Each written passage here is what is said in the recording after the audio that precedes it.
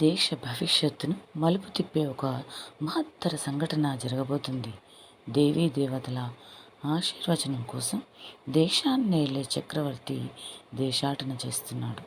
కాశ్మీర్ నుంచి కన్యాకుమారి వరకు సనాతన శ్రద్ధా కేంద్రాలను దర్శిస్తున్నారు. కాశీ విశ్వనాథుడి ఆశీస్సులను స్వీకరించి రామేశ్వరంలో పవిత్ర గంగాబావుల పవిత్ర జలాలతో తనను తాను సంప్రోక్షణ చేసుకుంటున్నారు.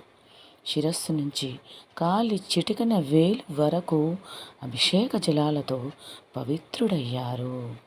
బాలరాముడి ప్రాణ ప్రతిష్టను దిగ్విజయంగా ప్రపంచం మొత్తం ఆనందోత్సాహాలతో రామునికి జయ జయకారాలతో వీక్షిస్తూ క్రతువుకు యజమానైన దేశాధినేతకు దేవీ దేవతలందరూ మనస్ఫూర్తిగా ఆశీర్వచనాలు అందించే శుభగడియల్లో మనం కూడా రోమాంచిత జయకారాలు చేద్దాం.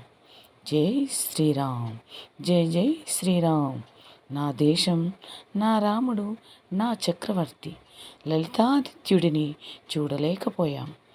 ఆయన అంశతో జన్మించిన నరేంద్రుడిని కల్లారా చూస్తున్నాం.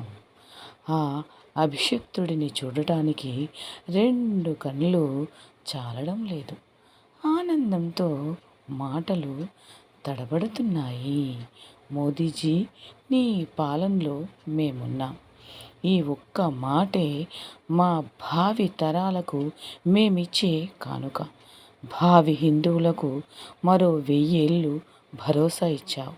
నీ పేరు భారత చరిత్రలో సువర్ణాక్షరాలతో లిఖించబడుతుంది.